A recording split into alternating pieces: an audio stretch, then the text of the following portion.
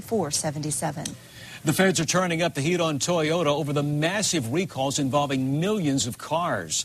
The Transportation Department today demanded the automaker hand over documents related to that recall.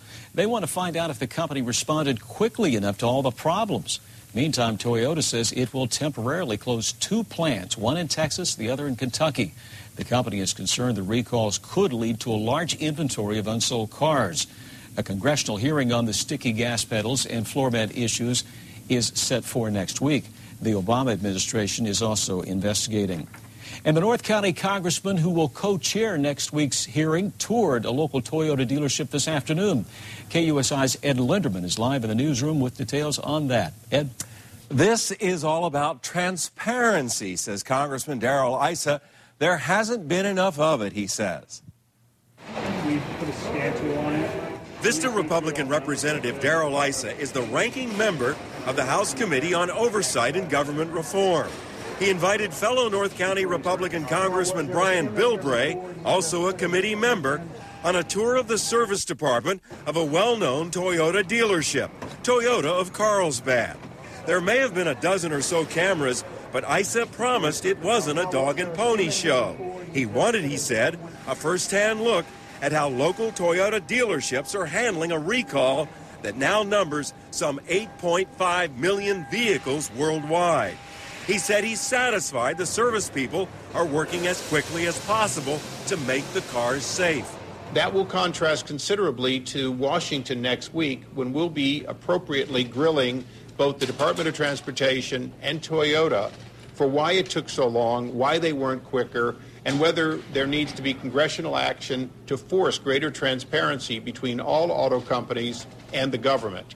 Toyota may be the focus of the hearing, he said, but the transparency issue involves government regulators and the entire auto industry. There's questions about whether all the auto companies have periodic problems that aren't large enough for them to put the engineering to work to make sure they find the fixes on. Open cases, he said, where the government wasn't insisting they be satisfactorily closed in a timely fashion. Both congressmen indicated that Toyota was a victim of its own reputation, and that likely filtered over into the Transportation Department's oversight or lack of oversight. Would, they asked, the government have given GM or Ford the same free ride? There are a lot of reports and a lot of history that are now vindicated by these recalls, and that's part of the challenge. Is today at this Toyota dealer, cars are being made safe. The question is, why did it take so long? We are looking at how Toyota has reacted to this. First of all, they are very apologetic that they didn't get these repairs done sooner. Asked if there will be repercussions from the hearing, Issa said it was his understanding that Toyota was losing $2 billion a month. Alan.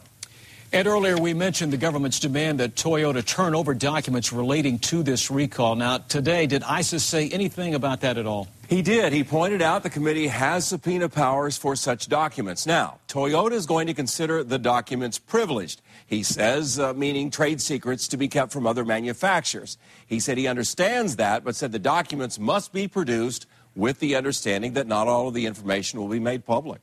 And what's the news today about the CEO of Toyota? The committee has invited CEO and President Akio Toyoda, T-O-Y-O-D-A, to appear. But Issa said if he declines, he will not be subpoenaed. All right, Ed. Thank you.